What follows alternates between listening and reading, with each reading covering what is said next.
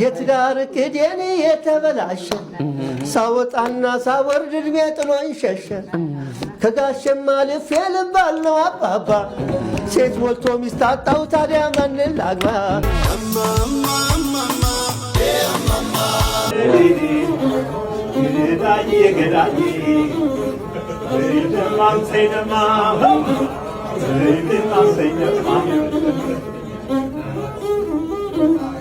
ሰላም ጤና ይስጥልን ክብራትና ክብራን የቤንጃ ቲዩብ ቤተሰቦች እንደምን አላችሁ በእያላችሁበት ሁላችሁም ሰላም ሁኑ ዛሬም እንግዲህ እንደተለመደው ምርጥ የሆኑ ቪዲዮዎች ይዤላችሁ መጥቻለሁ እነሱን ያያየን ሪላክስ እናደርጋለን እኔ ሐሳብ አስተያየቴን እዚህ በቀጥታ ለእናንተ አደርሳችኋለሁ እናንተ ደግሞ ሁሌ እንደምታደርጉት ሐሳብና አስተያየታችሁን የኮሜንት ሴክሽን ላይ በነጻነትና በጨዋነት ማስፈር ትችላላችሁ ማለት ነው ታዳጊዎችንም መልካም ልደት እንላችኋለን ዜማ ያሬድ ለያፌት ሽመልስ ለኬብሮን ዳዊትና ለየማርያም ዜና መልካም ልደት እንዲሆንላችሁ እንመኛለን እደውልን ለወግ ማድረግ ብቁልን ነው የምንለው ለዚህ ቻናል አዲስ የሆናችሁም ካላችሁ ቻናሉን ሰብስክራይብ በማድረግ ቤተሰባችሁን ሁኑ ነባሮችም ሁሌ እንደምላችሁ ከማለት በዘለለ ቼክ አድርጋችሁ ብታረጉት ደስ ይለኛል ሰብስክራይብ ያላደረጋችሁ ቼክ አድርጉና አድርጉት ሁሌ እንደምናደርገው ደግሞ እኔ እርሴቴን አደርጋለሁ የሥራ ድርሻ አለን እናንተ ደግሞ ቪዲዮ ላይክ ታደርጉና እንጀምራለን ከዛ ያው ህይወት ይቀጥላል ህይወት ይቀ ሴቶችዬ ግን በጣም አራዳ ናችሁ እኛን አቦራ ምናምን ብላችሁ አጃጅላችሁ እንደዚህ ጀት የመሰለ አጥንት ፈረሰኛ ስጋ የሌለው ተሰጡንና ለራሳችሁ እግሯን መላላጫዋን ነገሩ ሁለት ቀን ለፍታችሁበት ጉሮሮ ራሱ ከደረሰን ተመስገን ነው እናመሰግናለን ወንዶች በዚህ ሐሳብ ተስማማላችሁ ፈረሰኛውን ቢሆን እኮ ከጣዕም ማኳያ አሪፍ ነው ግን እንዲህ ማለቱን እንጃ ከስተመር ኖረም አልኖረም ስራችሁን በአግባቡ እንድትሰሩ ፈልጋለሁ በቃ ደንበኛ ሳይኖር ምን ስራ አዎ እንዴ ስራ አይደለ እንዴ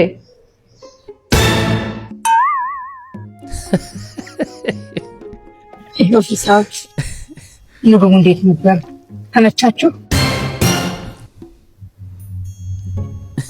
ዋው ሲቁማለ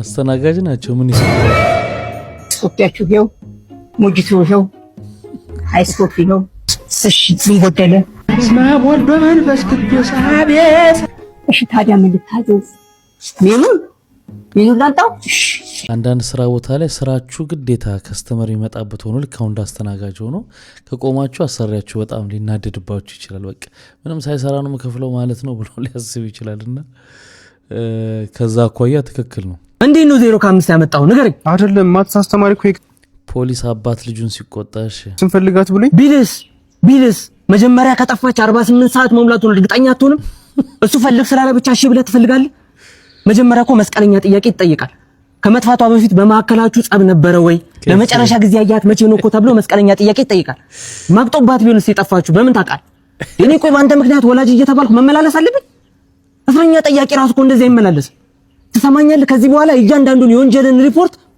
ማለት የውጤትን ሪፖርት ማየት ፈልጋል እንዴ ታይ ጨርሻል ሂድ ቸሩ ማዳነ ይሄን የፈጠረስ ጌራው ምን ነው መኪና እየነዳ ነው ታዲያስ ተባረክ ብሩክ ሽሾፋም ጀንበር አደራሽን እኔ ማለት ከዚህ በኋላ ያርገል እኔ መድኃኒዓለም እኔ ውሻ አፈር ለብላኔ ምን ሰው ነኝ አሁን እኔ እንዴ ምን እንደው የሰው መስለኝ ልባላሽ ምን እየርዳንዶ እኔ ልሙት ለሰው መሰል እኔ ሹፌሩ ነኝ ዛሬ ወይኔ ቅዱስ ገብርኤል ኧረ እንደው መድኃኒዓለም ተደስት እንዴ ያለቀሽ ነው እንዴ የሰው ነው የደቆ መኪና አይደለም የራስህም ባይሆን መንዳት ማወቅ መንዳት ማወቅ የራሱ ደስ ይላል መንዳቱ አህያ ነው እንዴ መኪና አህያ ታስቸግራለች እንኳን መኪና ሙት ወሽኔና ደስታችሁ ወሽኔና ከዚህ በላይ ያርክ አሜን ከዚህ በላይ እንደዚህ ደስ ይላል መንዳት እንደዚህ ደስ የሚልሽማ ከሆነ መኪናም እንገዛለን። ምን ችግር አለ? እንደዚህ ደስ የሚልሽ ከሆነ መኪናም እንገዛለን። አዳስ እኮ ለምን እንድካለ ሲኖ ትራክ እንዳል ሲኖ ትራክ ሲኖ ትራክ አይደል? ሰቢ ማየ መኪና እንገዛልና እንደዚህማ ደስ የሚልሽ ከሆነ አሁን እንደዚህ የሚያስደስትሽ ከሆነ መኪና እንገዛለን። በቃ ችግር የለም። አሉላ የስፖርት ጋዜጠኛ ነው። ምናልባት ሰሞኑን ቫይራል ከወጡ የስፖርት ጋዜጠኞች አንዱ ነው። ኦኬ በዚህ ዓመት አርሰናል በአርቴታ ዋንጫ ከበላ እኔ ጋዜጠኝነቴን እተዋለሁ አቀልት ያለበት ሞሜንት እና በጣም አነጋጋሪ ነው። በጣም እና እኚህ ሴትዮ ቢደውሉለት እንደውም ይደውሉለት። ሄሎ አሉላዬ እንኳን አደረሰ የኔ ልጅ የኔ አባት። በቃ ፕሮግራሜን በጣም ነው የሚከታተለው አሉላዬ። እና እኔ ይኸውልህ ቤተልሔም ነው የሰዎች የሚጠሩኝ የመስሪያ ቤት ስሜ፣ ግን ኩኩሻ በለኝ። ኩኩሻ ነው የሚሉኝ ልጆቼ። ስማ በቃ እኔ አርሴናል ደጋፊዎች እንዲቃጠሉ ነው የምፈልገው፣ እንዲቃጠሉ። አንተ ደግሞ በቃ እኔ ባይዘው እውነቴን ነው የምልህ፣ ባለፈው ስራዬን ነው የምለቀው አርቴታ ካሸነፈ በዚህ ዓመት ስትል እንዲህ ደስ እንዳለኝ የት አባታቸው ይቃጠሉ የኔ ልጅ። ኮራውብህ። አሉላዬ ጥያቄ አለኝ ለአንተ። ምንድን ነው? በእውነት ነው የምልህ፣ በእውነት በቃ እንደው ደፈርሽኝ አትበልና እኔ ያው እናት ሆናለሁ። አግብተሃል እንዴ? አግብተሃል? አላገባም። በቃ ካላገባ የኔ ልጅ በእውነት ቆንጅዬ ልጅ አለችኝ፣ እሷም የማንቸስተር ደጋፊ ናት። በቃ በእውነት ነው የምልህ እሷ ላይ ተፍ ትላለህ የኔ ልጅ እንዴ። እሷ ደግሞ የሚገርምህ ይቺ ድንባሻ የአርሴናል ደጋፊ ካላገባው ብላ ልሞት አባቷና እኔ እንገልሻለን ያላት እንዴ። ስማ ግን እውነትና አሁን አርቴታ በዚህ ዓመት በአርቴታ አርሴናል ካሸነፈ ስራ ትለቃለህ? በእውነት በል እስኪ ማለልኝ እንዴ። አሉላ ችግር የለበትም፣ እንደፈለገ ነው ፍሌክሲብል የሚሆነው። ሁኔታውን ያየውና አላምር ሲለው አለቅም ምን ታመጣላችሁ ይላል። ጋደል ሲል ደግሞ ሚዛኑ ለቃሉ ይላል። ቦክሰራችሁን እንዲታጠብ ላውንደሪ ቤት የምታመጡ ወንዶች ማለት ነው፣ አብዛኞቻችሁ ያው ላጤ ናችሁ። እንዴት አድርገን በጥንቃቄ እንትናችሁን ቦክሰራችሁን እንደምናጥብላችሁ አሁን አሳያችኋለሁ። መጀመሪያ እንደምታዩት የውሃ ተዘጋጅቷል። ከዛ እዚህ ውስጥ ሳሙና፣ ኦሞ ምናምን እንጨምራለን። ሁሉንም ከጨመርን በኋላ እዚች ጋር እንደምታዩት ጫዋለን፣ ቆንጆ አዮዳይዝድ የሆነ ጫዋለን እና እሱን ነስነስ እናደርጋለን። ከዛ እዚህ ጋር መሀሉ ላይ ከፈት አድርገን እንደዚህ በቃሪያ ነስንስ እያደረግን ከፍ አድርጊ እናሳያቸው ለደንበኞቻችን። እንዲህ አድርገን ቆንጆ አድርገን እሽት አድርገን እናጥብላችኋለን። እንደምትወዱት አልጠራጠርም። ምንድን ነው ሲጀመር ማነርም ስርዓትም አይደለም። የውስጥ ሱሪ ምናምን ለሚያጥብ ሰው ወስዶ መስጠት ክብርም የለውም። ይሄ ልክ አይደለም ሲጀመር። ግን አንቺ ማለት የፈለግሽው እንዲያርጋችሁ የምታመጡ ሰዎች እንደዚህ እናረግበትና ትቃጠላላችሁ ነው። ምንድን ነው ያንቺ ሀሳብ ነው ያልገባኝ። እኔ አንድ በትዳር ውስጥ የተማርኩትን ነገር ልንገራችሁ። በጣም ከባድ ነው። ባለትዳር ከሆንክ ቤት ውስጥ ያላስለመድካትን ነገር ሚስትህን እደጅ ላይ ፐብሊክ በቀኑ ሰዎች ስታይ ምናምን እንዳታደርግ። በጣም ነው የምትጠረጠረው። በጣም ይሄ ልጅ ያውቃል ማለት ነው። ቤት ውስጥ ለምንድን ነው ታዲያ ይሄን የማያደርገው? ውጭ ሲወጣ ለምን አውቆ ነው ብለን እንድትባል ነው የምትደረገው። ጥርጣሬ ውስጥ ትከታል። እኔ አንዴ ሳት ብሎኝ የሆነ ሰዓት ላይ የሆነ ነገር አድርጌ ቤት ውስጥ ያለ ኩኪስና ውሃ ነው የተሰበሰብ ነው 2 ቀን እና አሁን ለምሳሌ አንዳንዴ ቤት ውስጥ የማታጎርስ ከሆነ ወደ እጅ ላይ ምናምን ልታጎርሳት ስትሞክር ትግል ሲደናገጡ እናያለን። እና ምንድን ነው በቃ ቤት ውስጥ ያላስለመድካቸውን ነገር ያላዩትን ነገር ደጅ ላይ አታደርጉ። ትጠረጠራላችሁ። ይሄ ልጅ ያውቃል ማለት ነው፣ ይሄ ልጅ እንዲያደርጋል ማለት ነው፣ አውቆ ነው ትባላላችሁና የለመዳችኋትን ነገር ብቻ ያው ውጭም ስትወጡ ቀጠል አድርጉ ልላችሁ። ያው ተማሩ ከኔ ተማሩ ብዬ ነው። ስብሰባ ከፈለጋችሁ እንግዲህ። አዎ ግራ ይጋባል እኮ አንዳንድ ሰው ፊት ማስመሰል የሚወዱ ሰዎች አሉና ቤት የማያደርገውን ነገር ሚስቱን ይዞ ሲወጣ ሰው መሀል ማድረግም ይሞክራል። ሴቷም እንደዛው ቤቷን ማታረግለትን ነገር እንዲህ ነው ለመባል ያደርጋሉና ቀልድ አይደለም ይሄ ነገር፣ ብዙ ጊዜ ችግር የሚያመጣ ነገር ነው። በዚህ ዓመት ኤግዚት ኤግዛም ከተፈተኑ ተማሪዎች ውስጥ ወደ 8600 ተማሪዎች ማለት ነው ሌላ ተፈታኝ የተፈተነላቸው ወይም ደግሞ ሌላ ሰው የተፈተነላቸው። ምን ማለት ነው ይሄ? ማለት ቁጥሩን ከሰሙት በኋላ በጣም ይሄ ቁጥር ካልተጋነነ እኔ ራሴ ለማመን 8000 ተማሪ ማለት በጣም የተገለጸው እንግዲህ የሰው ሀብት ስራ ስምሪትና ቴክኖሎጂ ጉዳይ ቋሚ ኮሚቴ የትምህርት ሚኒስቴርን ስራ አፈጻጸም በገመገመበት ወቅት ላይ እናም እንደተባለው ከሆነ በ2018 ዓ.ም የቅድመ ምረቃ መውጫ ፈተና ከወሰዱት ተማሪዎች 8645 የሚሆኑ 8645 ያልኳችሁ ተማሪዎች ሌላ ሰው የተፈተነላቸው፣ ሌላ ሰው ገብቶ የተፈተነላቸው። እንግዲህ this is crazy ወይስ ለኔ ብቻ ነው ይሄ ነገር ለማመን የከበደኝ? በጣም የሚያስገርም ነው እንጂ ታችኛው ክፍል ኩረጃ ለማስቆም ተብሎ ብዙ ነገር እየተደረገ ነው። ከዛ ደግሞ ኤግዚት ኤግዛም ሲባል ይሄ ሁሉ ሰው ሌላ ሰው ሲፈተንለት ይሄን ፈተና ያዘጋጀውና ይሄን ፈተና የሚቆጣጠረው አካል ምንድነው ስራው ነው? እንዴት ሲፈተኑ የሁሉ ሰዎች ዝም ሊባል ይችላል? ይሄ በጣም የሚገርም ነው። በጣም ወንዶች ማለት ነው መኪና ቢገጩ ራሱ ተነስተው ይሄዳሉ። እስቲ ግን ተሳስቶ ጉንፋን ያዛቸው ሌላ ከባድ በሽታ የያዛቸው ነው የሚመስለው። ሊሞቱ ጫፍ ላይ ደርሰው ነው የሚመለሱት። እኛ ማናውቀው ባዮሎጂ ያላችሁ እናንተ ምን ሆናችሁ ነው? ነገሩን አስረዱ፣ እንረዳዳ። እውነት ለመናገር ብዙ ሰዎች ጉንፋን አልችለው ይላሉ። ከነዛ ሰዎች አንዱ እኔ ነኝ። ጉንፋን በጣም ነው የሚከብደኝና አንዳንድ ሰው ደግሞ ቀለል ይልለታል። አላቅም እኔ እንዴት እንደሆነ፣ ግን ወንድ ሴት በሚል አይመስለኝም።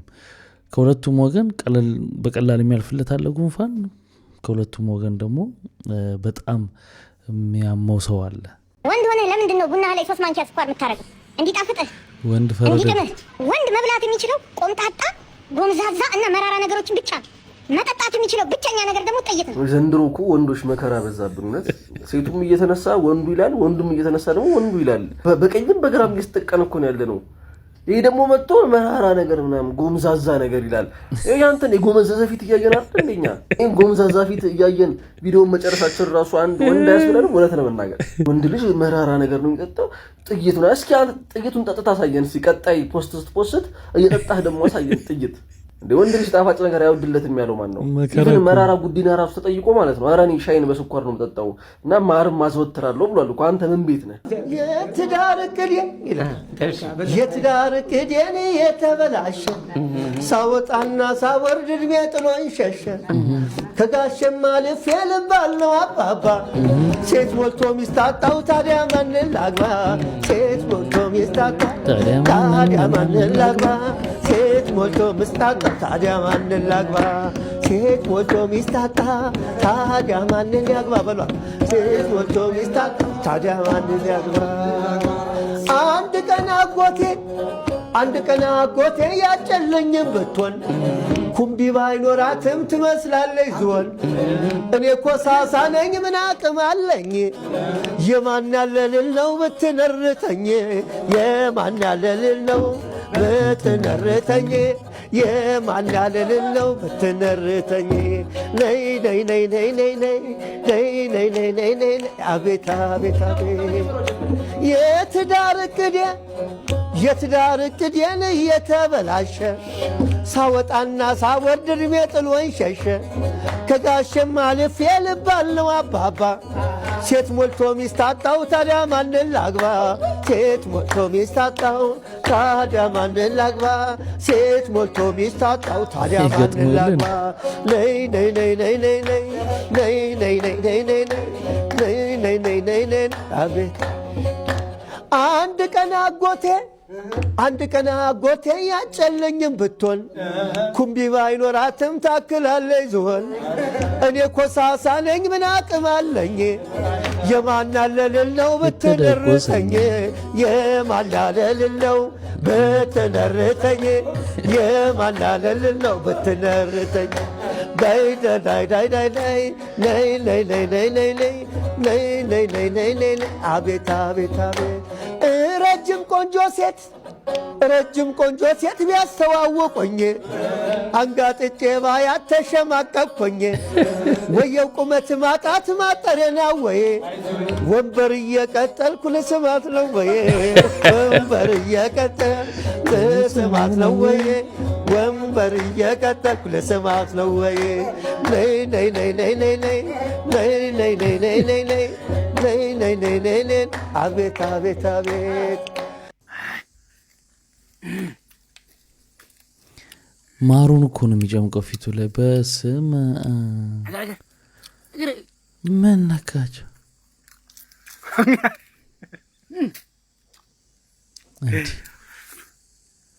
አንተ ወያው እሞ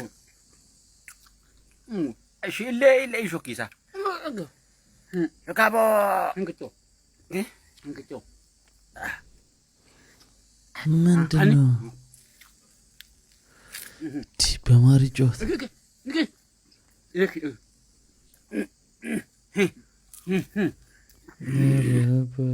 ወገንታት ከሹፌርና ከሰራተኛ በላይ ጉድን የሚሰማ የሚያቅሰውም ያለ አይመስልም። የሰራተኛ ግን ይበሳል። አሁን ከስራ ጠርቶልኝ ከቺቺኒያ የሆነ ፔንሲዮን ሰው ይዤ ሄድኩኝ ማለት ነው። እና በስልክ ሚስቱን በቃ ከጓደኞቼ ጋር ነው ያደርኩት፣ ትላንት አምሽተን ነው ምናምን የማይቀባጠረው ነገር የለም። ከዛ ሀሳብ ሼር መደራረግ ምናምን እናወራለን። ከዛ ትናንት እንዳጋጣሚ ከሆነ ምናምን የሆነ ሰው አግኝቼ ድሮ ፍሬንድ ነች ምናምን ብሎ ብዙ ነገር አወራኝ ማለት ነው። ከዛ ምንም አልሰጠሁትም። በቃ ይመችህ ምናምን አንተ ልክ አይመስለኝም ግን በቃ አንተ ካረከው ምናምን። ከዛ ቤቱ ስንደርስ ሴትዮዋን አውቃታለሁ፣ ሚስትየው ማለት ነው። ከዛ አለ እንዴ ምናምን ብላ ሰላም አለችኝ ሰላም አለችኝ። ከዛ እሱንም ታውቀው የሚገርም ነበር፣ ብዙ ነገር አወራችሁ እሱ ፊት ማሰለኝ። ከዛ በቃ ምናምን ቲፕ ሰጠኝና ይሄ እየደወለ እየነዘነዘኝ እንዳንነግራት ሀሳባቸው ንገሩኝ ምን ላድርግ? እሱ አንተ ሊና የፈቀደውን አድርግን ከታክሲ ሹፌርና ከማንደን ያለው የበለጠ ጉድ የሚሰማ የለም ላለው።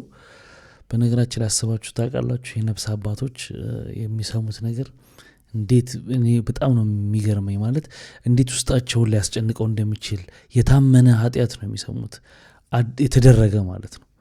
ይኸውን በወሬ ባሉሽ ምናምን ሳይሆን የሚሰሙት እንዲህ አርጌያለሁ የሚል ነውና ብዙ ሚስጥር ነው የሚሰሙት እና ውስጣቸውን ራሱ በጣም የሚረብሸው ይመስለኛል። በእግዚአብሔር ጸጋ እንደው እየረሱት እያለፈ ካልሄደ በስተቀር በጣም ከባድ ነገር ነው። በጣም ምን ታስባላችሁ እናንተ በዚህ ጉዳይ?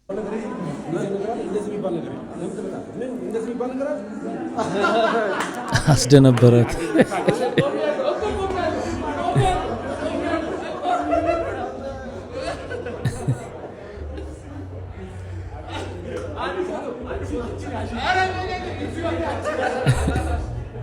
እንግዲህ ልጅ ሚካኤል ካስደነገጠው በኋላ ኮሜዲያን ሰይፉን ብዙ ሰዎች አስደነገጣ ደነበር ካርና ቢያሉ ብዙ ኮሜንት ያደርጉበት ነበርና ለሱ መልስ ሰጥቷል። እዚህ ቪዲዮ ላይ ደግሞ ምንድነው የተፈጠረው? ድንገት ልጅ ሚካኤል ሊጣላው ሲል ደነገጠ ወይ ምናምን ነገር ነው አይደለ? አልደነገጥኩም። በጣም ነው የደነገጥኩት። ተቀልዳለህ። በጣም ነው በሁለት ምክንያት ነው ባይዘው የደነገጥኩት። እውነቱን ተነግራችሁ ማለት በሁለት ምክንያት። አንደኛ ይሄ ልጅ ሚካኤል ገባችሁ? he is one of the best rappers like አንደኛ ወይ ሁለተኛ ከጠራችሁ he's like one of the best rappers okay። ሁለተኛና ዋነኛው ነገር ግን ማለት ነው ልጅ ማይክ ሲያወራ ራንደ አይልም እንዴ? በቃ ፍሉዌንት ነው እንዴ? ለኔ ጊዜ ነው እንደዚህ ቀጥ አድርገህ ብትናገረው ልጅ ማይክ ነው። እሺ ሌላው ተውት። እኔ እኮ እሺ እግዚአብሔር ሁሉም ነገር ይቅር። ጓደኛዬ እኔ እንደዚህ አይነት ሲቹዌሽን ውስጥ ሆኜ ጓደኛዬ የት ነው ያለው? ይሄው ጓደኛዬ እዚህ ነው ያለው። ምን እያደረገ ነው? ማንም ራሱ እኮ ከፊቱ ራሱ ምን እያደረገ ነው? anyhow ብዙ ሰዎች ህይወታቸው ውስጥ የሂውመር ቦታ የላቸውም፣ የቀልድ ሳቅ ምናምን የሰረብ ምናምን ነገር ቦታ የላቸውም። ግን አንተ ግን ላይክ as big as you are I don't know ይሄ ቪዲዮ ከደረሰ አላውቅም፣ ግን as big as you are ከኛ ጋር ማለት እንደኛ ከጀማሪ ሰዎች ጋር ምናምን ነገር ወርደ እንደዚህ በመጫወት ምናምን ነገር በጣም አመሰግናለሁ። ቴንክ ዩ ማለት በስንቱ ድራማ በ3 ቀን ውስጥ ከዩቲዩብ ላይ እንዲወርድን ተጠይቋል። የበስንቱ ድራማ ውዝግብ ተባብሶ አሁን ወደ ፍርድ ቤት ሊያቀና መሆኑን ተሰምቷል። አብሪኮ መልቲሚዲያ በደብዳቤው በስንቱ ድራማን አዘጋጅቶ ለማስተላለፍ ከኢቢኤስ ቴሌቪዥን ጋር በ2013 ውል ፈጽሞ በውሉ መሰረት ለ3 ዓመታት 100 ክፍሎችን ሰርቶ ማስረከቡ ገለጸ ሲሆን ይሁንና በድጋሚ ውሉ እንዲራዘም ተደርጎ ሌላ 57 ክፍሎች ሰርቶ ማስረከቡን ያስረዳ ሲሆን ይሁንና በተራዘመው ውል ላይ ከቴሌቪዥን ስርጭት ውጪ በኦንላይን ሚዲያዎች ማስተላለፍ የሚል እንደሌለበት ገልጾ ይሁንና ኢቢኤስ ቴሌቪዥን ከ101 እስከ 157 ያሉትን ድራማውን ክፍሎች በኦንላይን እያስተላለፈ መሆኑንም አስረድቷል። 57ቱ ክፍሎች ኢቢኤስ በ3 ቀናት ውስጥ ከኦንላይን እንዲወርድ ጠይቆ ይህ ካልሆነ ግን ጉዳዩን ወደ ፍርድ ቤት እንደሚወስድ ማስጠንቀቂያ መስጠቱን ተሰምቷል። በዚህ መሰረትም የሰጠው ይህ ቀነ ገደብ መጠናቀቁ የተሰማ ሲሆን አብሪኮም ጉዳዩን ወደ ፍርድ ቤት ለመውሰድ ዝግጅት እያደረገ ሲሆን ኢቢኤስ ቴሌቪዥን በበኩሉ በሕግ ለመዳኘት ሌላ ክስ ሊመሰረት መሆኑ ተሰምቷል። በመሆኑም በስንቱ ሲትኮም ድራማ በቴሌቪዥን መስኮት በተመልካች ከመዳኘት ወጥቶ አሁን ፍርድ ቤት በዳኞች ለመታየት ከጫፍ መድረሱም ተሰምቷል። በዚህ ጉዳይ ላይም ተጨማሪ መረጃ የሚሰማም ከሆነ ወዲያው የማሳውቃችሁ ይሆናል። ለፈጣንና ለእውነተኛ መረጃ ፎሎ ማድረግም አይዘንጋ። መልካም ቀን፣ መልካም ሙሉ። ለኢንፎርሜሽኑ እናመሰግናለን። ስለ አንባቢው ግን ትንሽ ልበልና ስለ ጉዳዩ እናውራና ስርዓተ ነጥብ እኮ አለ አይደል? ዜናውን በደንብ እንድንሰማው አለ አይደል? የሆነ ቦታ ላይ ጋፕ ያስፈልገናልና ትንሽ እሷን ብታስተካክላት አሪፍ ነው። የኢቢኤስ ጉዳይና የቻናል ዋን ውዝግብ በጣም በሰፊው እየሄደ ነው። አሁን ፍርድ ቤት ሊሄድ ነው። ሁለቱም ሊካሰሱ ነው። እንግዲህ የኮንተንት መመሳሰል አለ። ብዙ ሰዎች ባለፈው ማስተያየት ሰጥቼ ነበር። አይ መሆን የለበትም ኮፒ ማድረግ የለባቸውም ብላል። አዎ ተመልካቹ ሰለቼን ካላለ አርገው ውጤት ካገኙበት እኔ ብዙም ክፋቱ አይታየኝም። ማለቴ ኮንተንታቸውን ይስረቁ ሳይሆን ተመሳሰለ ነው ነገሯል። እዛ ይሰሩ የነበሩ ሰዎች ስለሆኑ ያንን ኮንተንት እዛ በዳይሬክተርነት በኮንተንት ክሬተርነት ሲሰሩ የነበሩ ሰዎች ስለሆኑ እዛ የሚሰሩትን ነው እዚህ ሊሰሩ የሚችለው። አዲስ ሰዎች እስካልመጡ ድረስ አዲስ ኮንተንት ክሬት ሊደረግ አይችልም። ሁሉም ከውጭ አብዛኞቹ ኮፒ የተደረጉ ናቸው። ስለዚህ ይህን መረዳት የሚያስፈልግ ይመስለኛል። ግን እንግዲህ በስንቱ ድራማ ቻናል ዋን ላይ መታየት እንደቀጠለ ነው። ናሆም ፎንቴ የሚባል ልጅ ታውቃላችሁ? ይሄን ልጅ በብዛት የምታውቁት በቲክቶክ ላይ ነው። ከዚህ በተጨማሪ ፊንቴክ ኢንቨስትመንት በተባለ ግሩፕ ላይ መንሱር ጀማል የተባለ ገልቱ ከንቱ አካውንቱን 1 ሚሊየን ፎሎወር ካስገባችሁ 500,000 ብር እሰጠዋለሁ ሲል ነበረ። ነገር ግን እናንተ የምታውቁት 500,000 ብሩ ስለመሰጠቱ ነው አይደል? አስቂ ነገር አስቂ ሚስጥር ልንገራችሁ። 500,000 ብሩን በሚዲያ ከሰጠው በኋላ መኪና ውስጥ አስገብቶ 500,000 ብሩን ጠቅላላውን እንዲመልስ አድርጎታል። ይሄን ማስረጃው ለናሆም ፎንቴ የተሰጠው 15,000 ብር ብቻ ነው። ይሄንን እኔ ካልነገርኳችሁ ማንም አይነግራችሁ። ናሆም ፎንቴ የተሰጠው ብር 15,000 ብር ብቻ ነው። 500,000 ብሩን እንዲመልስ ተደርጓል። እቺ ሚስጥር ለረጅም ጊዜ ይዣት ነበር። እነሆ ዛሬ ይፋ ትውጣ። ይሄ ነው እውነቱ። እንግዲህ ከጀርባ ቻሌንጅ ይባልና ብዙ ነገር ይደረጋል። በእርግጥ ፎሎ ማግኘቱ ምንም ችግር የለውም። ያልተሰጠ ነገር ተሰጠ ይባላል። እቺ ዜና አሁንም የመጣችበት ምክንያት ከዛ ድርጅት ጋር ተያይዞ ጥቅማ ጥቅም ያገኙ ሰዎች ተጠያቂነትም ስለሚያመጣ እውነቷን ማውጣት ስላለባቸው ይመስለኛል ወጥቷል።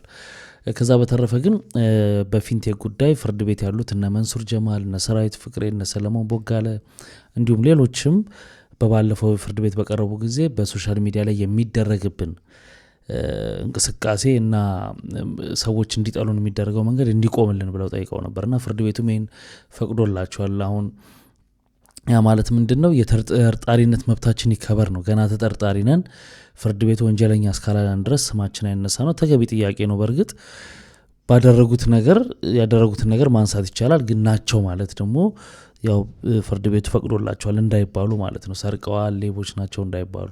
እዚህ ውስጥ ግን ተሳትፏላቸው እየተጣራ ነው ማለት ግን ይቻላል ማለት ነው። ሁለቱ ዶክተሮቻችን ለሀገራችን እንቁ የሆኑት ሁለቱ ዶክተሮቻችን 88 ቁጥር ጋር አርጌ በታች በምስሉ ላይ እንደምትመለከቱት ምን አገናኛቸው ላችሁ ታስቡታላችሁና ሰሞኑን ከቴዲ አፍሮ አልበም ጋር ተያይዞ 88 ቁጥር በጣም ሲናፈስ ነበርና እኔ ወደ ኋላ ተመልሼ የዛሬ 3 ዓመት የሰማሁት የመጋቤ ሐዲስ ዶክተር ሮዳስ ታደሰ ኢንተርቪው ነው ትዝ ያለኝና በሰዓቱ እንደሚናገሩት ማለትም በአሁን ላይ ስናስበው የዛሬ 10 ዓመት በ2008 ወርሃ 8 በቀን 8 ሰው 88 ገጠመ እያለ በሚናገርበት ታይም ላይ እሳቸውም በፌስቡክ ገጻቸው ስለ 88 ቁጥር መንፈሳዊና ሳይንሳዊ ቁጥር ሼር እንዳደረጉ ይናገራሉ።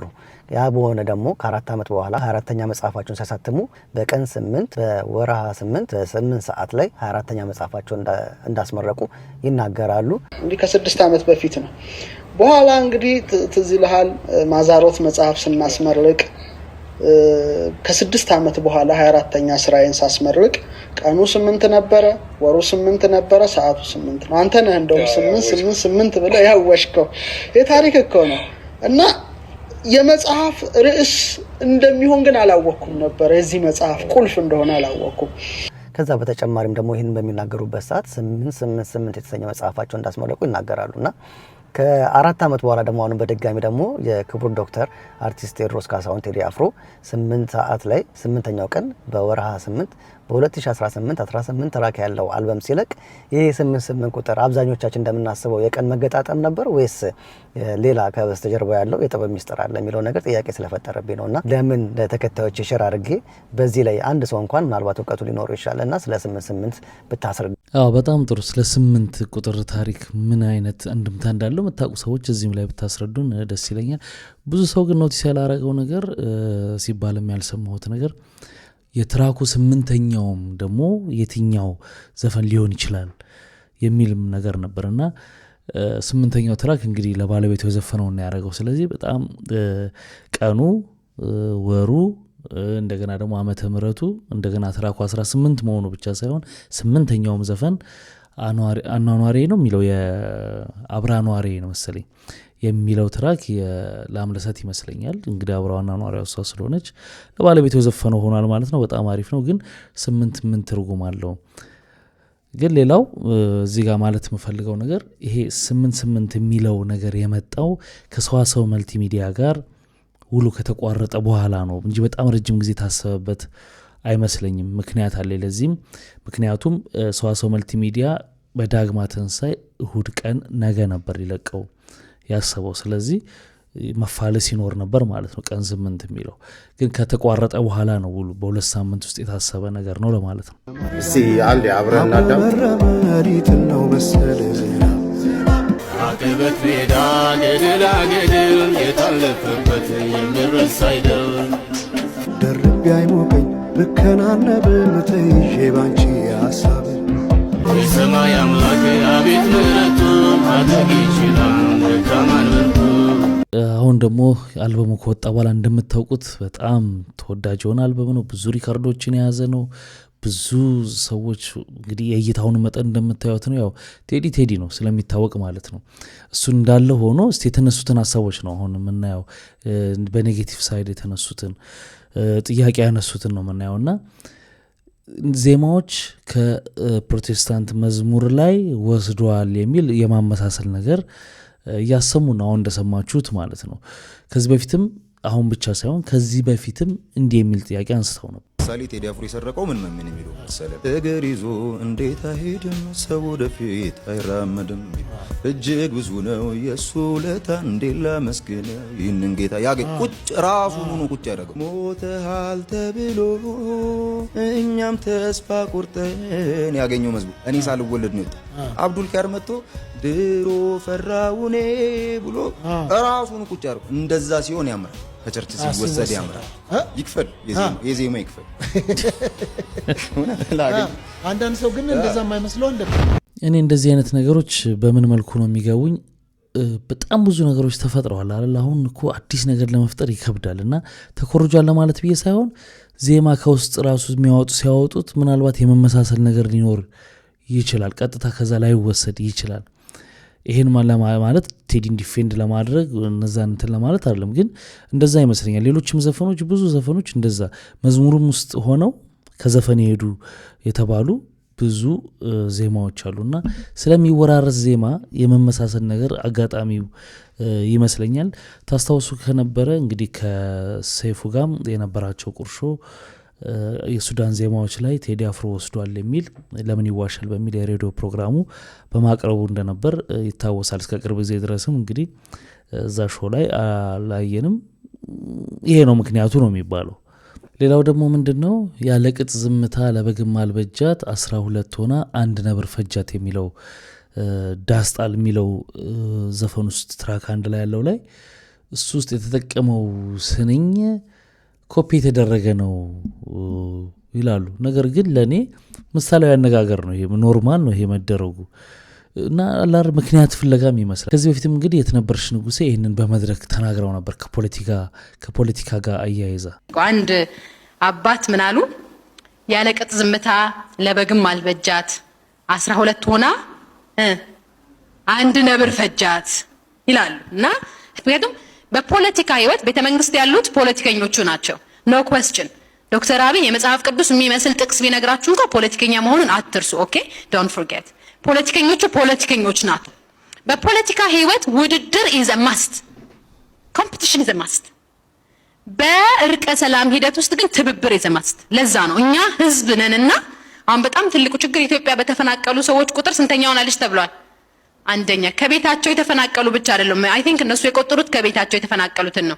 እኔ ደግሞ የሚያሳስብኝ ከሙያቸው የተፈናቀሉ በጣም ብዙ ተፈናቃዮች አሉ። ሁላችንም አሁን ፖለቲከኞች ነን። እኛ ብንቆጠር ቁጥሩ ይጨምራል ማለት ነው የተፈናቃዮቹ ቁጥርና ኦልሞስት ሁላችንም እግራችን ነው እንጂ የቀረው አፋችንና ጭንቅላታችን ቤተ መንግስት ገብቷል። ቤተ መንግስት ሁላችንም ከመግባታችን የተነሳ ቤተ ክርስቲያንና ቤተ ሙከራ ቤተ መጻሕፍት ውስጥ ማንም የለም። ስለዚህ በጣም ብዙዎቻችን ፕሮፌሽናሊ ተፈናቅለናል። ስለዚህ ስለ ኢኮኖሚ ቅድም ኢንፍሌሽን ሬት እየተባለ ሲወራ ነበርና ጊዜ ሲመጣ ህዝብ ምን ማድረግ አለበት ብዬ ስጠይቅ 4 ነገሮች ይታዩኛል። በተለይ አሁን አንዱ ትልቁ ጥያቄ ጧት ሲባል የነሰማሁት ተደጋግሞ የሚነሳ የተበዳይነት ስሜት። ሁሉም ተበዳይ ነው። እንደው በጣም የማደንቃቸው ጠቅላይ ሚኒስትሩን ባትነግሯቸው ጥሩ ነው፣ የዛ ጽህፈት ቤት ሰዎች ስላላችሁ። ግን የበደል ብዛት በደል መስማት የሚገል ቢሆን እሳቸው ይሞቱ ነበር። ሐኪሙ ተበድሏል፣ ወታደሩ ተበድሏል፣ እያንዳንዱ ብሔር ተበድሏል። በቃ ሁሉም ተበዳይ ነውና በደሉን ማቀለል አያስፈልግም። የተበዳይነት ስሜት አለ። የተበዳይነት ስሜት እያለ ማን ከማን ተጣልቶ ነው እርቅ የሚያስፈልገው የሚል ጥያቄ የሚያነሱ ሰዎች አሉና ሁላችንም የተበዳይነት ስሜት ይሰማናል። እኔም ባገኛቸው እኛ እኮ አካል ጉዳተኞች እንዲህ ሳይደረግልን ምናምን ብዬ ማልቀስ አይቀርም። ሌላውም ደግሞ ይመጣና እኛ እኮ ነዳጅ ተወዶብን ብሎ የሚያለቅስ ሌላ ይኖራል። ሌላው ደግሞ ጫማ እኮ እኛ ተወዶብን ብሎ የሚያለቅስ ይኖራል። ስለዚህ የተበዳይነት ስሜት ኢንቪዚቢሊቲ ፔይን አለ በጣም። እንግዲህ በዚህ መልኩ ከዚህ በፊት አንስታው ነበር የተነበረች ንጉሴ። እንግዲህ በጣም የምትደነቅ በጣም እኔ በግሌ በጣም መወዳት ሰው ነበረች። ግን አሁን ትንሽ ከሚዲያው ጠፋ ብላለች። እንግዲህ የግል ምክንያት ይኖራታል። ኤኒዌይ የቴዲ አፍሮ አልበም ግን ከጠየቃችሁ ለእኔ በጣም አሪፍ ነበረ። ግን ምንም ነገር ፐርፌክት አይደለም። አንዳንድ ነገር ሊነሳ ይችላል አላርለ 18 ትራክ ከመሆኑም የተነሳ በቃ የምትወዱት በጣም አብልጣችሁ የምትወዱት ዘፈን ይኖራል። ራንደም ደግሞ የምትሰሙት ይኖራል ከመካከሉና እንግዲህ ከነዛ ሙዚቃዎች ውስጥ የበለጠ ደግሞ በጣም ተወደው የተደመጡ አሉ። ለምሳሌ አሁን እየቀረጽኩ ባለውበት ሰዓት ላይ የዳስጣል 7.4 ሚሊዮን ቪው አለው። በከፍተኛ ሁኔታ ሲሰማ የነበረ ነው። እንደዚሁም ደግሞ ጀንበር ወደ 4 ሚሊዮን ቪው አለው። እንደገና ደግሞ መሪማም በጣም ተወዷል። ስለ መሪማም አንዳንድ ነገር እንግዲህ አቀናባሪው ያለውም ነገር አለ። እሱን እናያለን። ምርጥ ነበረ። የሰውን የሱ የሚወዱትን የሱን አድናቂዎችን እንደዚሁም ደግሞ የተወሰኑ ሙሉ በሙሉ የኢትዮጵያን ሕዝብ ማለት አይቻልም እሱ በአብዛኛው ሰው ስሜትን ገልጿል ተብሎ ይታሰባል። በዛው ልክ ከባድ ተቃውሞ ገጥሞታል። እንግዲህ ከሌላኛዎቹ ወገኖች ደግሞ ቀጥሎ ስለ ቴዲ የምሰጠው አስተያየት ጥቂት ሰዎችን ሊያስቀይም ይችላል፣ ግን ከማለት ወደ ኋላ አልልም። ቴዲ አፍሮ በጣም ማከብረው ሰው ነው። በጣም ማደንቀው ሰው ነው። የሚያውቁ ሰዎች፣ አቅራቢ ያሉ ሰዎች ያውቃሉ ለቴዲ ያለኝን ክብር፣ ለቴዲ ያለኝን ፍቅር ቴዲ ኦልሞስት በእኔ እድሜ ላለ ሰው ቴዲ ማለት ኑሯችን ነው። ከመጀመሪያው አልበም ጀምሮ ሌቦ፣ ረቦ ጊዳል ኖረንበታል፣ አድገንበታል። እያንዳንዱ ስሜት፣ እያንዳንዱ ዘመን፣ እያንዳንዱ የፍቅርም ይሁን የፖለቲካ ዘመን ትውስታ አለ፣ ይኖሬበታለሁ። ከእያንዳንዱ ነገር የሆነ ነገር አድርጌበታለሁ። ቴዲ ታላቅ ሰው ነው ለኔ። የአርትን ልክ ከፍ ያደረገ የአርትን የኢትዮጵያን አርት ባሩን ከፍ ያደረገ የሰቀለ ሰው ነው። ምንም ጥያቄ የለውም። ስለ ቴዲ ለማውራት አይደለም ግን አሁን ስለምለው ሁሌ ስለ መንጋ ሜንታሊቲ ውጪ ሁላችንም እያወራን ሁላችንም ኮመንት እየሰጠንበት ስለሆነ የኔን ያሰብኩትን ልናገር። እንዳልኩት 8 ዓመት የፈጀበትን አልበም እኔ በ8 ሰዓት ወይ በ8 ቀን ውስጥ ክሪቲክ ለማድረግ ሳይሆን የተሰማኝ ስሜት ከ8 ዓመት በኋላ ኢትዮጵያ የሚለው አልበም መጨረሻ ጊዜ የወጣው 8 ዓመት ነው። ስለዚህ ከ8 ዓመት በኋላ 2017 2026 8 ዓመት ውስጥ አሁን ሲወጣ ለውጥ አለ ብዬ አስባለሁ። እንደ ሀገርም እንደ መንግስትም ለውጥ አለ ብዬ አስባለሁ። የተሰማኝ ስሜት ግን በነጋታው ኢትዮጵያ በሚለው ኢትዮሪካ ሲወጣ ኢትዮጵያ በሚለው አልበም በነጋታው ይወጣ አልበም አይነት ስሜት የተሰማኝ ምንም ለውጥ የለም። ተመሳሳይ ቁጭት ነው፣ ተመሳሳይ ሀዘን ነው፣ ተመሳሳይ መንገብገብ ነው የሚሰማኝ ማለት ነው። እውነት ለመናገር ትንሽ ፖዚቲቪቲ ጠብቄ ነበረ። ትንሽ ቴዲ የለፋበትን ለዘመናት የዘመረለትን ነገር በትንሹም ቢሆን አይቷል ብዬ አስብ ነበረ። እውነት ለመናገር ቴዲ አልበም ሊያወጣ ነው ሲባል ከብዙ ሰዎች ጋር ጣላ ስለነበረ አሁን ስላለው ስለ ኢትዮጵያ ሪያሊቲ የምር ቴዲ ምን እንደሚል መስማት ቸኩዬ ነበረ እና ፖዚቲቪቲን አያለሁ ወይም ትንሽ የተሰማኝን ጭላንጭል ከቴዲ አያለሁ ብዬ ነበረ። በሚያሳዝን ሁኔታ አልተሰማኝም። እኔ አዝኛለሁ ለማለት ነው። ያዘንኩት ግን ቴዲ ደስ ስላላለው ነው ያዘንኩት፣ በሌላ ነገር አይደለም። የእኔ እስካሁን ፌቨራይት ትራክ ጀንበር ነው። የእናንተም እንደሆነ አሳውቁኝ። ሌላ ደግሞ ምንድን ነው ሌሎች ሰዎች አይተውት እኔ ያላየሁት ነገር ወይም እኔ አይቸው ሰዎች ያላዩት ነገር ለውጥ አለ ብዬ ስለማስብ ነው። ግን ሰዎች ያዩት በደንብ የሚታየው ነገር እኔ ያላየሁት ምንድን ነው? እሱን በስነ ስርዓት ታስረዱኝ ደስ ይለኛል። እንግዲህ ሀሳብን እንደዚህ ሀሳብ መግለጽ ምንም ችግር የለውም ማለት ግዴታ ቴዲ መውደድ አለበት አንድ ሰው። እየወደደውም ደግሞ እዛ ላይ ጥያቄ ማንሳት ምንም ችግር አለው ብዬ በበኩሌ እኔ አላምንም። እንደዚህ አይነት ነገር የሰዎች ሀሳብ በስርዓት እስከተገለጸ ድረስ የሰውን ክብር እስካልነኩ ድረስ በጣም ጥሩ ናቸው። የሰውን ክብር ሲነካ እሱ እንደዚህ ነው ለዛ ነው ሲባል ነው ልክ የማይሆነው ለእኔ እና ሌሎች ደግሞ ልክ አሁን ዳስጣል የሚለው ያለውን ሁኔታ የገለጸ ነው እንደሚሉት ሁሉ ጽዮን ሙሽራ የሚለው ደግሞ በትክክል አገሪቷ ውስጥ ያለውን ደግሞ አሪፍ አርጎ የገለጸበት ዘፈኑ ነው። ለእኛ እሱኛው ነው ትክክል የሚሉ ደግሞ ሰዎች አሉ። ማለት ያለውን ለውጥ ያለውን ነገሮች ያደነቀበት ነው ብለው የተረጎሙት አሉ እና አንድ አልበም ውስጥ ደግሞ እዛኛው ጋር ደግሞ ዳስጣል የሚለው ሁለቱ ልክ በጣም እንደሚቃረን ተደርጎ እየታሰበ ነው ያለው። እናውቃለን እንዴ ነው የምፈልገው እንዴ ያው ተጨቃጭቀን ተጣልተንም እናውቃለን። ባሌን አቃጠልከው እሱን ያቃጠል በመናጠሱ አቃጠል ነው ይህ መሰክራለሁ። ያው የእሱ እንትን ምንድን ነው አንድ ነገር ነው ካለ በቃ ደግሞ ልክ ነው እኮ አይሳሳትም። እኔ ብዙ ነገር ላይ ያጋጥመኛል። ግን የሆነ ነገር አሁን በስህተት እየሞከርሽ ከወደደው በቃ ስህተቱ ራሱ ልክ ነው። አርት እኮ እሱ ነው ጥበብ ያምንበትና እንዴ እኔማ ቴዲ እኮ ሙከራ ነው ስለው እንዴ ነው የምፈልገው ይላል። እንዴ እኔ ደግሞ ይሄ እንደዚህ አይሆንም አይከርም። እንደ ድንገት የምትሞክሪውን ነው የሚይዘው እና ጆሮ ደግሞ ፈጣን ነው። ብዙ ጊዜ ቤት ውስጥ አሁን የሚጣፍጥህ ምግብ ምንድን ነው? የሆነ ጭምር የተደረገ የተሰራ ነገር አይደለ? አርትም አንዳንድ ጊዜ እንደዛ የራሱ የሆነ ውበትና ቅርጽ ይዞ ይወጣል። ጥሩ ነገር ከየት እንደሚገኝ አይታወቅም ስለሚል የሆነ ነገር ብቻ ድንገት እኮ ይሞከርሽ ነው ገና ሳንጀምር ሊሆን ይችላል። አሁን አንድ ዘፈን አንደኛውን ዘፈን የሰራ ነው እኔ ፒያኖ ስጮት ደስ ይለዋል ነገሩኝ ወደ አላቃ እና እስኪ ዝም ብለህ ተጫወት ይለኛል። በቃ አንድ ቀን የሆነ እየተጫወትኩኝ ይቀዳል እሱ እንትን ይዞ በስልኩ ዜማ መጥቶለት ልንሰራው የተገናኘ ነው ሌላ የሰራ ነው ቆንጆ ዘፈን ሌላ።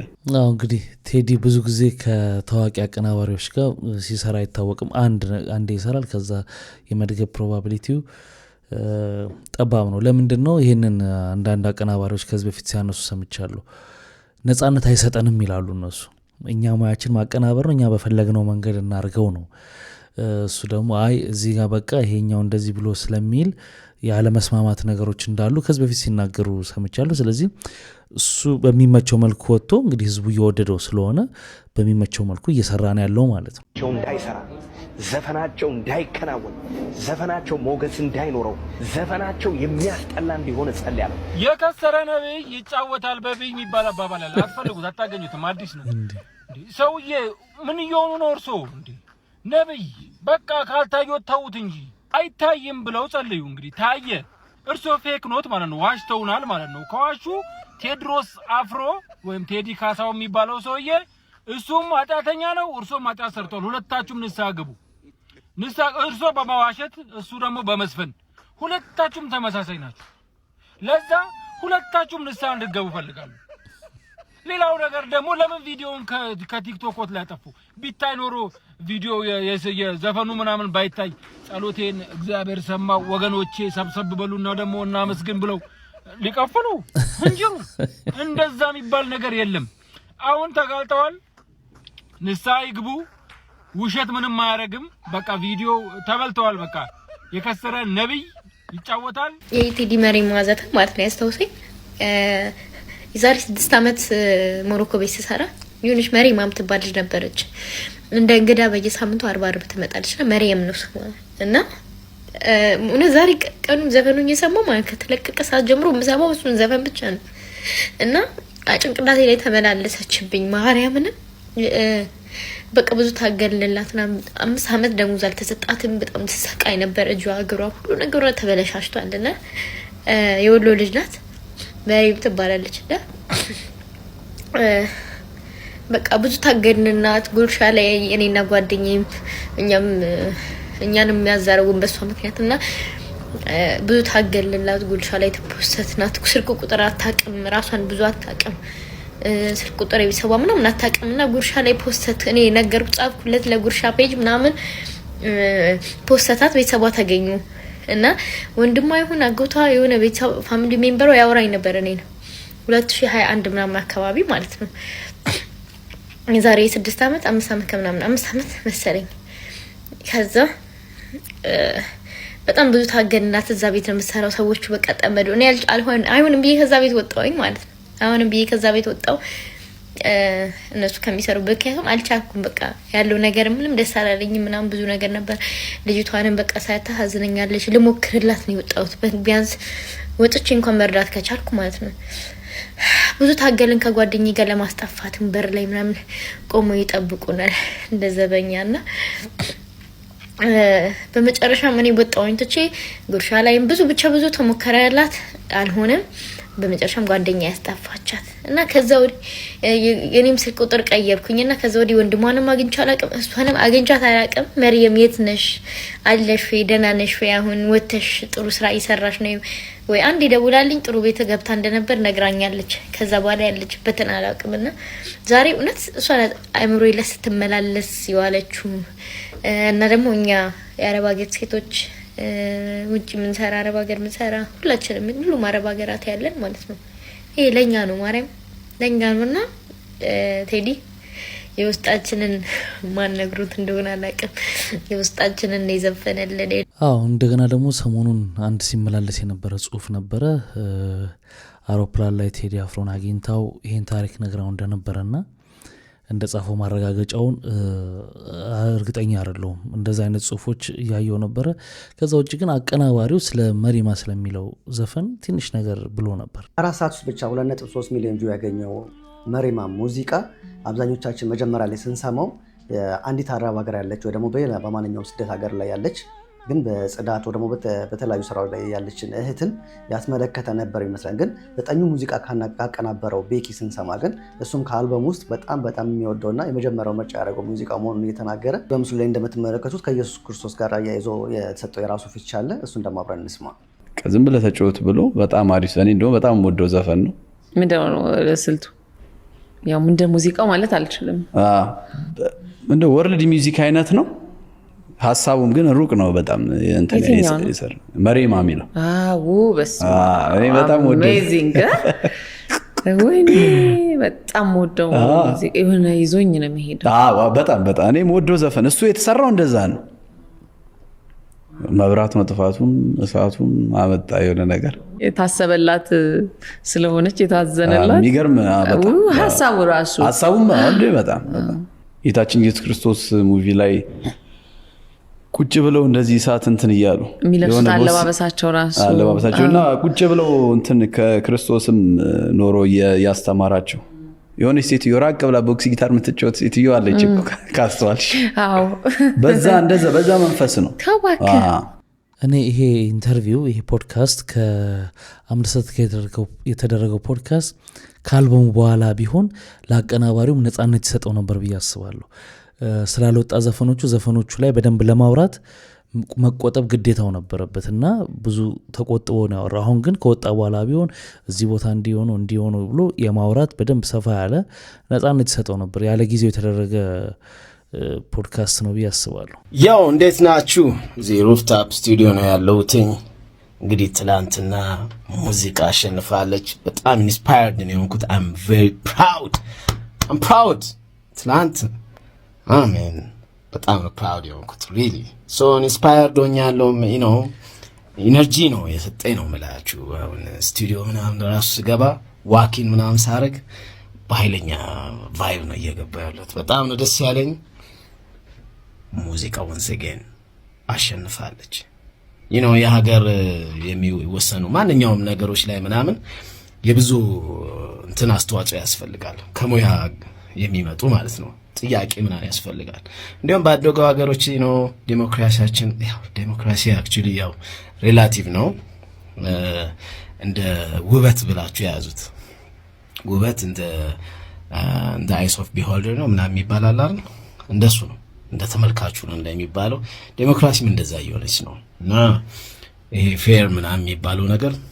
አሜናው እንደምታዩት የጉልበተኞች ጉዳይ የሆነ ነው ሶ ግን ተጠያቂነት ምናምን የተወሰነ ያደርጋሉ አሁን አሜሪካ ኮንግረሱ ምናምን እየጠየቀ እንትን እዛ ጋር ጀነራሉ እንዴት አባረርከው እዚህ ጋር እንዴት ያፋጥጣሉ አይደል ሶ እንደዚህ አይነት ዳይሬክት ተጠያቂነት ምናምን ይመጣል አንዳንዴ ደግሞ ከዚህ ከተለያየ ማህበረሰብ ንግዱ ማህበረሰብ ሊሆን ይችላል ወይ ከኢንጂነሪንግ ሊሆን ይችላል ወይ ኮነ ምናምን እንደዚህ ከሙዚቃ ብዙም አይደለም ተወሰኑ እንደዚህ ኳስችን የሚያደርጉ አሉ ግን ትላንት ያዩት ትላንት ከኔ ፊልድ ነው እኔ ካለውበት ፊልድ ነው ጥያቄ ቦም ያለው ማለት ነውና እንደዚህ የማህበረሰቡን ምናምን ነገሮች ምናምን ኳስችን ሲያደርግ ሚውዚክ ሪሊ አፕሊፍቲንግ የሆነ ሙድ ነው የሚሰጠው ማለት ነውና እኔ አም ፕራውድ ነው ያደረኩት በእውነት ሶ በተሰናዳ ሁኔታ ምናምን እንደዚህ የሰውን ስሜት ምናምን እዚህ ጋር ክፍተት አለ እዚህ ጋር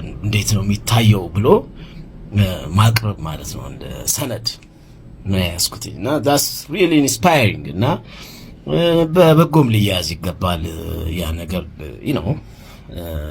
እንደ አንድ እንዴት ነው እንደ ሪፍሌክሽን ታይቶ ኦኬ እዚህ ጋር ለካ መሰራት አለበት የሚያስብል ነገር ነው ማለት ነው ሶ ያ ተጠያቂውም ለምሳሌ ከመንግስት አካልም ከሆነ ከተለያዩ የማህበረሰብ ክፍልም ከሆነ ያንን መመለስ ያለበት ኦኬ እንደዚህ አይነት መለካ አሰስመንት አለ እንደዚህ አይነት መለካ አመለካከት ይሄን አይነት ሳይድም አለ ደግሞ ብሎ በዛ ላይ ይሰራበታል ማለት ነው and then ያ እንደዛ ነው better እንትን የሚፈጠረውና በኔ ብትጠይቁኝ I'm very inspired በቃ I'm proud ታዚህ ራሱ ሪከርድ ያረኩኝ ነው በጣም የተመቸኝ እንግዲህ ሌላው ደግሞ የመጣው ነገር ምንድነው የኦሮሚኛ ድምጻውያኖቹ በፌስቡክ ገጹ ላይ ጠብቁን መልሳለን የሚል ጽፎ ነበር አንደኛው እንግዲህ ምላሽ የሚሆን ዘፈን ሰርተዋል የሰሩት ዘፈን ግጥሙ እንዴት ነው የሚለውን እንሰማለን ድምጻውያኑ ለቴዲ አፍሮ ጠንካራ ምላሽ ሰጥተዋል የኦሮሚኛ ሙዚቃ ድምጻውያኑ ገላና ገሮምሳና ዮሳን ጌታሁን ጋልሜሴና በሚል ርዕስ ትናንት አርብ ለሊት ለቴዲ አፍሮ ኢቶሪካ አልበም ያዞምባና ዳስጣ ለተሰኙት ዜማዎች ቀጥተኛ ምላሽ ሰጥተዋል ማሐረቡን ስጡት ያዞምባ ነው ካለ ሳቅን ካለቀሰ ለቅሶ ዳስ ከጣለ የሀገር ካባ ለብሶ የመንደር ሰባኪ መልአክ መስሎ መጣ የሬሳ አምላኪ ይከፈት መዝገቡ ታሪካችን ይታይ ሀገር ማን ገነባ ማን ነውና ገዳይ ማሐረቡን ስጡት ያዞምባ አይደል ካለ ሳቅን ላለቀሰ ለቅሶ ዳስ ለጣለ ድምፃውያኑ በስራቸው ውስጥ የታሪክ መዝገብ ተከፍቶ እውነተኛው ታሪክ እንዲታይ የጠየቁ ሲሆን ባንዳ ሀገር ሲሸጥ ባልቻ በጎራዴ በሚል ስንኝም የጀግናና የነጋዴ ልዩነት እንዲታወቅ መልእክት አስተላልፈዋል። በተጨማሪም እኛ ያቀናናት ገና ታብባለች፣ ጨፍላቂዋ ሀገር እውነትም ሞታለች የሚሉት ስንኞች የቴዲ አፍሮን አልበም ተከትሎ የተቀሰቀሰውን የሐሳብ ሙግት ይበልጥ እንዲፋፋም አድርገውታል። የጥበብ ሰዎች እንዲህ በሐሳብና በዜማ መሟገታቸውን እንዴት ታዩታላችሁ? አይ በሐሳብ በዜማ መሟገት ምንም ክፋት የለውም። ግን አንዳንድ ነገር ተዘፈናል ያዘፈን ስም ካልተጠራ ምን ካልተባለ ምንግባባበት ዜማውን ነው አይደለ ግጥሙን ነው። ከዛ አቤት ማለት ነው ብዬ ነው ማስበው እኔ ምላሽ መስጠት እከሌ ተብሎ ሳይጠራ አንድ ሰው መልስ ከሰጠ ኤግዛክት ደግሞ ያንን ዘፈን ርዕስ እየጠቀሰ ምናምን መልስ ከሰጠ አቤት ማለት ነው። እና ይሄ ምናልባት አጠያቂ ሊሆን ይችላል። እናንተ ምን ትላላችሁ? ይህን ምልልስ እንደዚህ ምን ልበለው እንደ ቢፍ ነው የሚባለው ይሄ እንደ ቢፍ ሊወሰድ ይችላል ወይስ አይችልም? ይሄኛው ሲሪየስ ኬስ ስለሆነ ብዬ ነው። እስቲ የቴዲ አፍሮ ዘፈን ሲወጣ አንድ ጋዜጠኛ አላስታውሳችሁ ጋይስ እና አብሮ አደግ ጓደኛዬ የሰጣት መልስ አለ። ሀጫሉ ሁንዴሳ ምንወደው እሱም የሰጣት ከቴዲ ጋር ዝፈኑ ብትባሉ ምናምን ብላ ልታጨማልቅ ፈለገች ብቻ።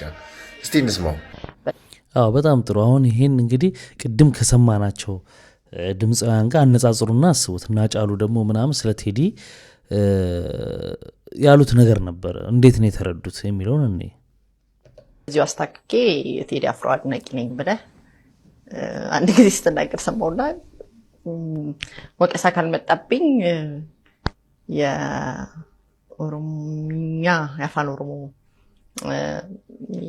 የሚሞዝቁ ሰዎች በአፋን ኦሮሞ የቴዲ አፍሮ አድናቂ ነን ሲሉ ሰምቼ አላውቅም። ቲንክ ከምርህ ነው ወይ? ቤቲ ሰው የሰራ ሰው ይደነቃል። የሚሰራው ስራ ሰዎች ሊያስቀይም ይችላል አይደለም ማለት ነው።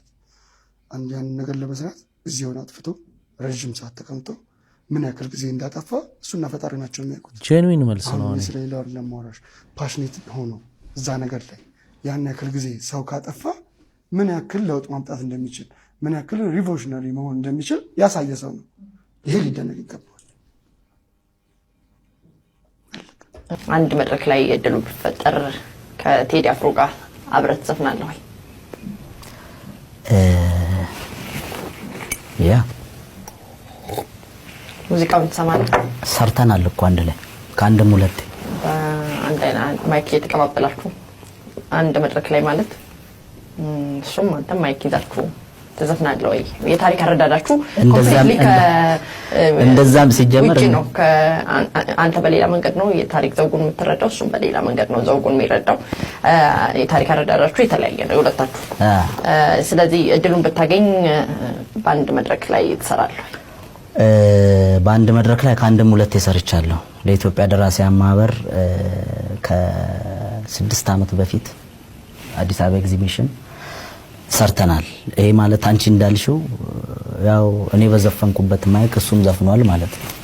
ሲቀጥል ሚሊኒየም አዳራሽ ለሁለተኛ ጊዜ ዘፍነናል። ያም በአንድ ማይክ ነው የዘፈነው። ስለዚህ እድሉ ቢፈጠር ባይፈጠር የሚባል ነገር የለም ማለት ነው። ተፈጥሮ ነበረ ለማለት እንኳን ተፈጥሮ እንደዛ ነበር። አሊ ቢራና መሐሙድ እንደዘፈኑት ለማለት ነው። አሊ ቢራና መሐሙድ እንደዘፈኑት እኔ በምረዳው መንገድ ከመጣ ችግር የለብኝም። እኔ በማምንበት ሐሳብ ላይ መስፈን ከፈለገ ደመኞች አይደለንም። ሙዚቃውን ትሰማለህ? እንኳን እሱ ሙዚቃ የማሊ ሙዚቃ ሰማለሁ ከሙዚቃውን እንጂ።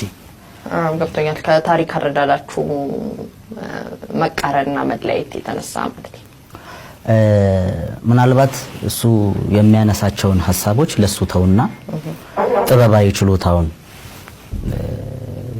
በዜማ ድርሰቱ ላይ ያመነበትን ሐሳብ ራሱ ሐሳቡን እኔ ባልቀበለውም የሚገልጽበት መንገድ ይሄ ማለት አጻጻፉ ግጥም አጻጻፉ እሱን በቃ ጽድት ያለ መልስ ነበር ሲመልሱ የነበረው። ስራቸው፣ የታሪክ አረዳዳቸው፣ አስተሳሰባቸው ሊለያይ ይችላል። በግል ግን ችግር አይኖርም። ስለዚህ ቴዲ አፍሮ ልክ ይህን ሲዘፍን ይሄ ዘፈን እንዲህ ያልከው እንዲህ ነው ብሎ መልስ ከመስጠት እዚህ ጋር ደግሞ ያሉት አሁን የቅድሞቹ ደግሞ እዚህ ጋር በራሳቸው ደግሞ ያንን ነገር መስፈን ነበር የሚሻለው ብዬ አስባለሁ። የኔ ምልከታ ነው ይሄ። ቢስሚላህ ሰላም አለይኩም ወራህመቱላሂ ወበረካቱ። ዛሬ የምንገኘው በምንወዳት እህታችን ሀሊማ አብዱራህማን ቤት ነው። ሀሊማ አብዱራህማን ጋር የመጣንበት ምክንያት ደግሞ በአያቶሬን ትራቭል 27ኛ ዙር ኡምራ አብራን ተጉዛ ነበረ። ኡምራ ጉዞ ምን ይመስላል የሚለውን ለመጠየቅ እግረ መንገድ ደግሞ ትልልቅ መሻይኾችን ይዘን መተን እዚሁ ቤቷ ላይ ዱዓ ለማስደረግ ከዚያ ባሻገር ግን በረካው ደግሞ ሳያመልጠን የኡምራው በረካ እሷም ዱዓ እንድታደርግልን የመጣን ነው። በዋነኝነት ኡምራው ምን ይመስል እንደነበረ ከሷ አንደበት ብንሰማ የተሻለ ይሆናል። እንዴት ነበር? አዎ በቅድሚያ እናንተ እንትኖች ማመሰገን እፈልጋለሁ። ቱሪን ትራቨል አዎ እጅግ በጣም ነው ማመሰግናችሁ። ዲኑዬ፣ ኡስምዬ ሁላችሁንም እጅግ በጣም እንዴት አይነት እንክብካቤ ያደረጉልኝ አላህ ያውቃል። በእውነት ነው የምለው፣ መናገር አልችልም። በተለይ የክፍል አጋሮች ይሻላል ተጓዦች፣ ጓደኞቼ፣ ከአብረውኝ በግሩፕ የሄዱት ጓደኞቼ እጅግ በጣም ሁሉንም ነው የምነግርህና በጣም ነው ማመሰግናችሁ። ኡምራ ግን እንዴት ብዬ ልንገርህ፣ እኔ ሁለተኛዬ ነው ኡምራ ሲሄድ። አሁን ያሁኑ ግን እጅግ በጣም የተለየ ነበር። እጅግ በጣም እና እንዴት ብዬ እንደተደሰትኩ ስመጣ እጅግ በጣም አልቅሼ ነው የመጣሁት። እንደውም ጓደኛህን ኡስማንን ካልቀጠልክ እስከ ሸዋል ድረስ ነው አልመለስም። አዎ ወላሂ ያውና በጣም አስቸግሬው በቃ ግድ የለሽም ሀሊማ በሚቀጥለው ብሎ ቃል ገብቶልኛል። ቃል ነው ስሙ እንግዲህ ይወቁ። ቃል ገብቶልኛል መልሰን እናመጣሻለን ብሎኝ ነው የመጣሁት እንጂ እስከ ሸዋል መቆየት ሁሉ ፈልጌ ነበረ። ለምን በጣም ነው ደስ ያለኝ። መዲና ሄጄ ተራራ በመውጣቴ ነቢያችን ሰለላሁ ዐለይሂ ወሰለም የነሱን ነገር ጎብኝቼ ሁሉንም ነገር ኡምራ ደግሞ በተደጋጋሚ እስከ 4 ጊዜ ድረስ አድርጌ ነው የመጣሁት። እሱንም ደግሞ ብቻዬን አይደለሁም። በመጀመሪያ ሁላችንም ሄድን አብረን እንትናል። ግን ለእናቴ ኡምራ ለማድረግ ነው ወደ አኺራ ሄዱት አላህ ይማራቸው እና ለሷ ኡምራ ለማድረግ ስል ሁሉም አብረውኝ ነው ኡምራ ያደረጉት። እኔ ብቻዬን ማድረግ እንደነበረብኝ በደንብ እና በጣም ነው በዚህ አጋጣሚ ማመሰግናቸው። እንግዲህ ክቡራትና ክቡራን ለዛሬ ይዤላችሁ የመጣሁት ቪዲዮዎች እነዚህን ይመስሉ ነበር። በአንዳንዶቹ ተዝናንተናል፣ በአንዳንዶቹ ደግሞ ቁም ነገር ወስደናል። ስትገቡ ላይክ ያላደረጋችሁ አሁን ላይክ አድርጋችሁ ውጡ። በሚቀጥለው አሪፍ የሆኑ ቪዲዮዎች ይዤላችሁ እመጣለሁ። መልካም ጊዜ። ባይ ባይ።